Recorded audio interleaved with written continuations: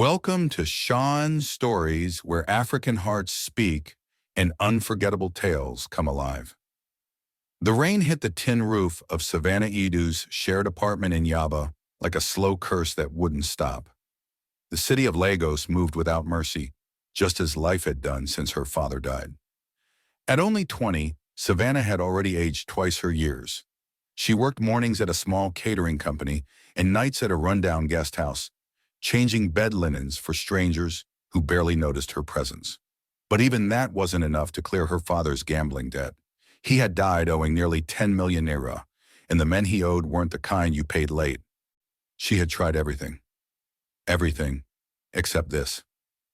Her friend Gloria had called the night before, her voice low, hurried. "My cousin knows someone who needs a maid. Banana Island, Billionaire.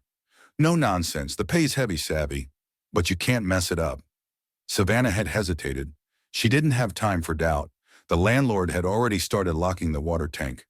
Now, in the soft drizzle of early morning, Savannah stood in front of the black steel gates of a mansion so large it looked like it belonged in a movie, the kind where the heroine doesn't survive. Two guards eyed her from behind tinted shades. One pressed a button. The gates opened. Her white blouse stuck to her arms, her tiny nylon bag stuffed with two gowns, a toothbrush, and the black heels her mother wore to church hung at her side. She whispered to herself, "You can do this. You have to do this." The driveway curved for nearly 100 meters, lined with royal palms and imported marble sculptures. The mansion, if you could even call it that, rose ahead like a quiet god, 4 stories tall, floor-to-ceiling glass, a rooftop garden glittering with fairy lights even under the gray morning sky. A maid met her at the door, silent, eyes down. "Follow me." No smiles, no warmth. Inside, the floors were cold ivory marble, so spotless Savannah was afraid to breathe wrong. A crystal chandelier the size of her old room hung over a vast, sunken living room, dressed in black leather and silver accents. Savannah felt like she'd entered another world. Not just wealth power, the air itself felt owned, claimed. The woman led her down a quiet hallway. "Your room is at the east wing. You'll begin work immediately." Savannah tried to ask a question, but the maid disappeared before the words could form. Her room was beautiful. Clean lines, a small chandelier, polished wood furniture, a private bathroom. White curtains danced gently at the window. But even beauty felt like a cage when you didn't have a choice. She sank onto the bed and exhaled for the first time all day. She hadn't even met her employer. All she knew was his name, Marvin Khalifa. She'd heard whispers that he was a billionaire, young, private, that no one really saw him, that some feared him.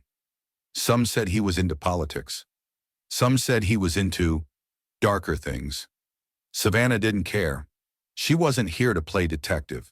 She was here to clean, to endure, and to pay the debt that had become her inheritance. That evening, she got her first real glimpse of him. She was dusting a mirrored cabinet in the main hall when the air shifted. The staff around her dropped their heads. She turned. There he was, tall, dark-skinned, power in his stride. A tailored navy blue suit hugged his broad shoulders like it was stitched onto his skin. His eyes, sharp, unreadable, landed on her and held. Savannah froze. His gaze didn't scan. It devoured, like he was memorizing her face, like he already owned her. Then he walked past. No words, no greeting. Just the slow burn of his presence lingering long after he was gone. She turned back to the cabinet, hands trembling slightly. That was Marvin Khalifa, the man whose house she now cleaned, the man whose world she had just entered. And something inside her whispered, "He already noticed you."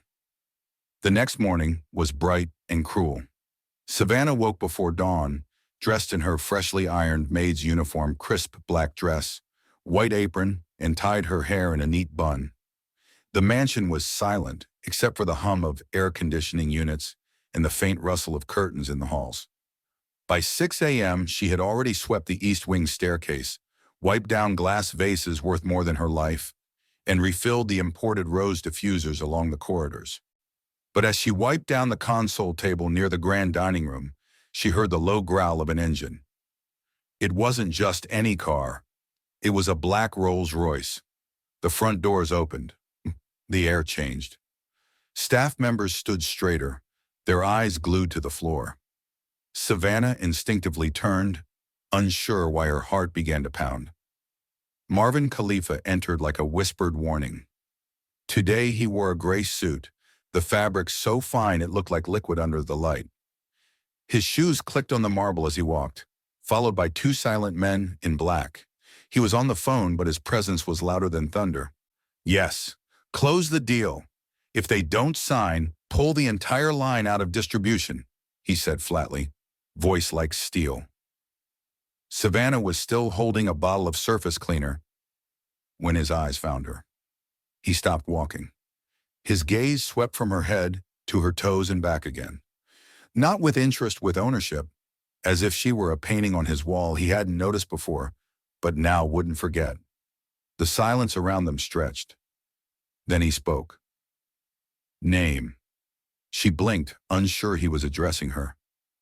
He didn't repeat himself, just waited. Savannah, she said softly. His eyes flicked to the cleaner in her hand, then to the small tremor in her fingers. He stepped closer, just one step enough to steal the air from her lungs. I don't allow products with alcohol in my antique wood. You've already damaged this table. I didn't mean to. He raised one brow. It silenced her instantly. Clean it, he said, slowly. I want to see how you obey. The words weren't shouted, but they were commands dressed in velvet, terrifying in how calm they were. Her throat went dry. She knelt and began wiping, using only the dry cloth now. Her heart beat against her ribs like a prisoner. She didn't look up. She felt him watch her for a few more seconds. Then he walked away. She barely slept that night. Every time she closed her eyes, she saw his face carved like a sculpture, expressionless yet full of threat. His voice echoed in her head like a ghost. I want to see how you obey. Was this how he treated all his staff? She whispered to herself in the dark, under the silk sheets of her too-fancy room. You're here to work, just work, not to be noticed, not to be owned. But something told her. Marvin Khalifa did not notice things by accident. The next evening, Gloria called. Girl, how's the billionaire boss? Savannah leaned against the bathroom sink, phone pressed to her ear. He's intense. Fine or scary? Both. Be careful, Gloria whispered. People say he's into, he's not just rich, he's dangerous. Savannah frowned. Dangerous how? Someone told me he's untouchable, that the police don't even knock on his gates, that people disappear around him. Savannah said nothing. Her fingers tightened on the edge of the sink. Just don't get too close. But how do you not get close to a man who watches you like you're a storm he's waiting to catch? That night, as she passed the hallway near the study, she saw him again. He wasn't in a suit. He wore a black cashmere shirt, sleeves rolled up, revealing strong forearms and a tattoo that crept up his left wrist. He was alone reading a file. He looked up. Their eyes met. He didn't blink. Neither did she. The world paused, and then he smirked. Not kindly, like a man who already knew how the story would end. The tension in the mansion was constant. It lived in the corners, curled into the velvet of the furniture, buried in the eyes of the staff. No one ever raised their voice. No one questioned orders. Everyone moved with the quiet urgency of people who knew that one wrong step could mean exile, or worse. And yet, Savannah stayed. She told herself it was because of the money. The way they paid weekly in thick envelopes. The way the head housekeeper always said, no questions, no problems. But deep down, she knew the truth. She stayed because of him. It started with whispers. She was refilling fresh orchids in the second dining room when two chefs walked past speaking in hushed Yoruba. They said he ended that oil tycoon's career overnight. Ended more than his career, from what I heard. Savannah leaned slightly closer, pretending to adjust a vase. Another voice joined in. His money isn't just from stocks and real estate, Abeg. That man has streets in his pocket. Police, judges, even the banks. A pause. Some say he's Mafia, not Nigerian, Italian. Lagos is just his second playground. Savannah's hand froze on the vase. Mafia?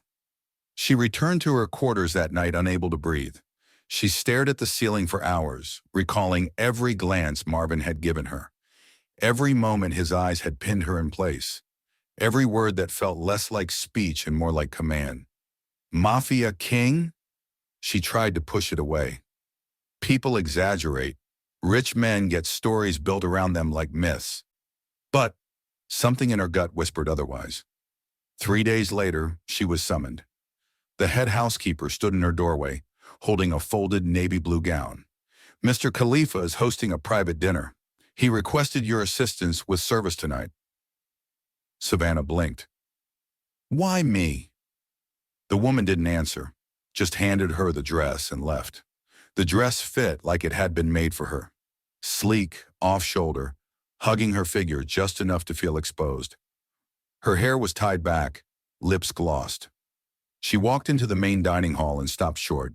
There he was, seated at the head of the long table, dressed in a black velvet suit, a lowball glass in hand, his eyes already on her like he had been waiting. The only other guests were two men in white caftans, powerful men, judges from the way they spoke. Savannah remained silent, serving wine and removing plates, keeping her head low, but every time she passed Marvin, her breath caught. He didn't speak to her. He didn't have to. Later, when the guests were gone, she stayed to tidy up, alone in the room with him.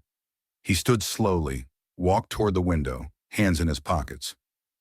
Do you know why I chose you tonight? Her throat tightened. No, sir. Because I like how quiet you are. She nodded. But quiet girls always have something to hide, he added. She looked up, startled. He turned to face her, and the air between them shrank. Are you hiding anything from me, Savannah?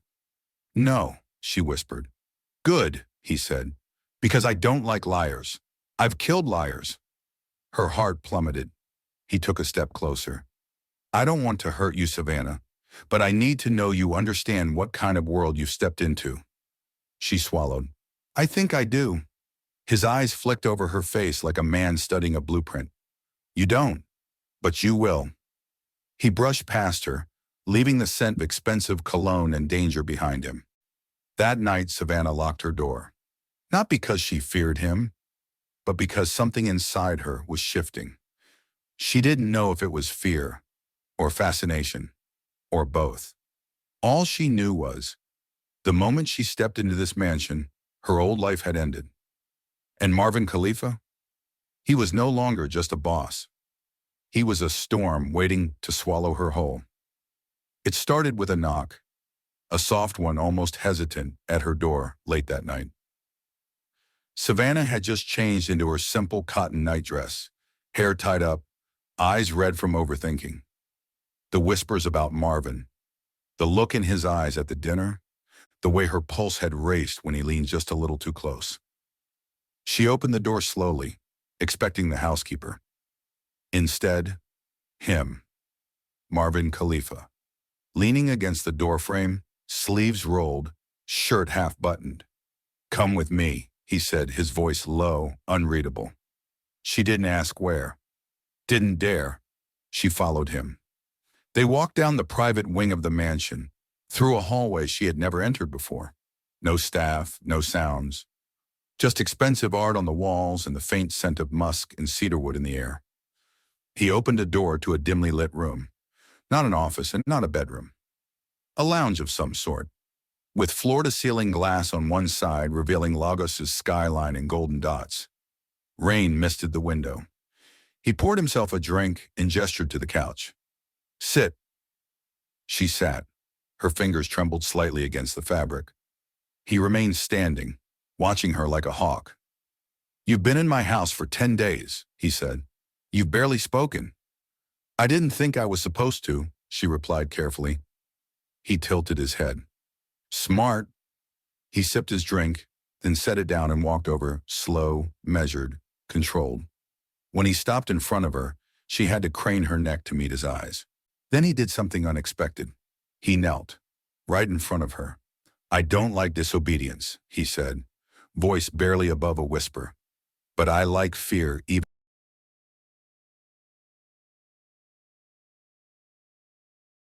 "I'm not afraid," she whispered. He gave a small, dangerous smile. "Liar." Before she could respond, his hand lifted slowly and brushed a strand of hair from her cheek. Not rough, not fast, gentle, testing.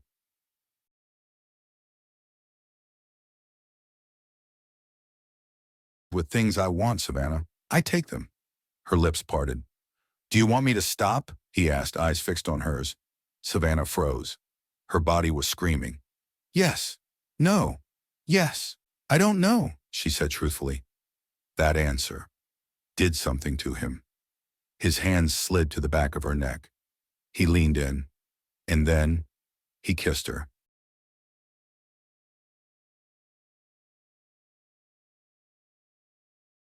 Not soft, not tender.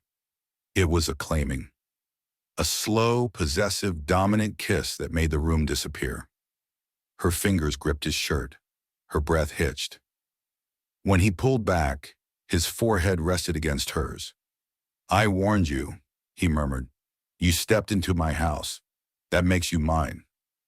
Later, she stood by the glass wall, still catching her breath, the city lights painting her skin gold. He came behind her, wrapped one arm around her waist. His lips grazed her neck. "No one touches what belongs to me," he said, more to himself than to her. And yet, the words melted something in her. Fear? Maybe. Desire? Definitely. But more than anything, a realization. She had never been noticed. Not like this. Not like she mattered. Not like she belonged to someone. And even if she knew this was dangerous, even if her heart warned her, she was already his. The morning after changed everything. Savannah stood in the mirror, touching her lips as if to make sure last night had truly happened. The kiss, the words, the way Marvin had held her like he already owned her soul. She could still feel the ghost of his fingertips on her skin. Tender one moment, commanding the next. She didn't sleep much, not because of fear, but because of confusion. What was this? What was she now? A maid? A captive? Or something else entirely? Downstairs, the mansion was quiet. The air was heavier than usual. She entered the kitchen to help prep breakfast, but before she could touch a plate, the head housekeeper came in. "You're not on shift today," she said coldly. "Mr. Khalifa requested you stay in your room." Savannah blinked. "Why?" "He didn't say, but we don't question him." The woman walked off. Savannah's stomach twisted. She wasn't afraid of work. She was afraid of how easily her world was now bending around one man's will. By noon, a knock came at her door. It wasn't a staff member this time. It was Marvin's assistant, a tall, sharp woman in black, who handed Savannah a box. Inside, a designer cream gown, delicate lace sleeves, and a note in Marvin's clean handwriting. "Wear this. Be ready by 8. I don't ask twice." Her breath caught. She dressed slowly, every motion uncertain. When she looked in the mirror, she barely recognized the woman staring back. The gown hugged her frame like silk against skin. Her hair, curled lightly at the ends, framed her face in softness. At exactly 8, a knock. It was him, standing there in a black tuxedo, eyes devouring her the moment the door opened. "You clean up well," he said with a smirk. "Come." He took her to the private rooftop garden she'd only seen from afar. Lit with golden lamps and candles, it overlooked all of Lagos, glittering in the distance like a city made for kings. A table for two stood waiting. He held her chair. She sat, They ate in silence at first, the air thick with tension. Then he spoke. "Do you hate me?" She looked up startled. "What?" "I know what people say about me. I know how they look at me. But I want to know what you feel." Savannah's heart pounded. "I don't know what to feel." "That's honest," he murmured. "I like that." A long pause. Then she asked softly, "Why me, Marvin? There are dozens of staff here. You could have anyone." He didn't answer right away. Instead, he stood, walked over, and pulled her to her feet. His fingers traced her jaw. "Because from the moment you walked into my house, you didn't look at me with fear. You looked at me with curiosity. You see me." "And now?" she whispered. "Now," he said, leaning closer. "I want you to see what it means to belong to me." He kissed her again, slower this time, deeper, like she was a memory he needed to keep. That night, in the privacy of his suite, he didn't just take her body. He took her silence, her barriers, her loyalty. Every touch was intentional, every kiss an oath. His voice in her ear, low and commanding. "Say it, Savannah. Say you're mine." She didn't fight. She didn't pretend. She whispered it against his skin. "I'm yours." And in that moment, she wasn't just a girl trying to survive. She was a woman claimed by a storm. The next morning, she awoke in his bed, wrapped in silk and sunlight, his arm heavy around her waist. She didn't know what came next, what the world would think, what dangers lay ahead. All she knew was that there was no going back. She was no longer the girl who mopped marble floors in fear. She was Savannah Idu, and she belonged to Marvin Khalifa, the most feared man in Lagos. And now, he would burn the world before letting her go. Weeks passed. The world outside Marvin Khalifa's Banana Island fortress continued as it always had, loud, fast, chaotic. But inside, everything was different. Savannah no longer lived in the East Wing. Her maid uniform was gone. Her days weren't spent cleaning or hiding from his presence. Now she moved through the mansion like she belonged, because she did. But the price of love with a man like Marvin was never peace. One afternoon, she was reading by the rooftop garden when she heard voices, angry ones from below. Men in suits, a threat.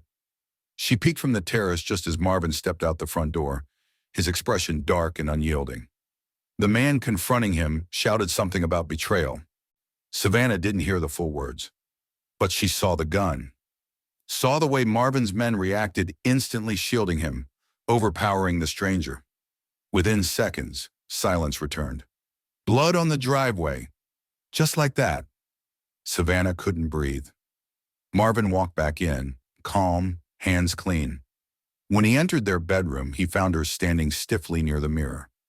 "I saw," she whispered. He paused, then walked up behind her, wrapping his arms around her from behind. "I told you before," he said softly into her ear. "My world is dangerous, but I will always protect you from it." She turned, eyes searching his. "I don't want blood." "You won't spill any," he said. "But mine, I've already given." She stared at him, this man of silk and iron, this shadow she had fallen in love with. "Marvin, I'm not asking for your forgiveness, Savannah," he said. "I'm only asking for your truth." She stepped closer, heart pounding. "Then here it is." A breath. "I love you, and I'm terrified of what that makes me." He exhaled, and for the first time in weeks, the ice in his eyes cracked. He kissed her, not with hunger, but with reverence. Like a man who had found the one thing even his empire couldn't buy her. Later that night, they lay in bed as thunder rumbled softly over the Lagos skyline. His head rested on her stomach. Her fingers stroked his hair. "You were never meant to be a maid," he murmured.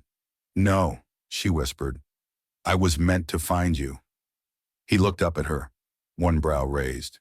"And now that you have," Savannah smiled, "I'll protect your secrets if you protect my peace." His lips brushed her skin. Forever. And in that moment, With storm clouds rolling above and danger always near, Savannah Idu knew this one truth. She hadn't just survived. She had been chosen. And no matter what came next, she belonged to a man the world feared, and he would destroy it to keep her. What would you do if love came wrapped in danger? Would you stay or run? Tell us your favorite moment in the comments, and don't forget to like, share, and subscribe. Because at Shan Stories, the heart always finds its way home. Dear viewers, what lesson did you take away from this dramatic tale? We would love to hear your thoughts in the comments below. Tag.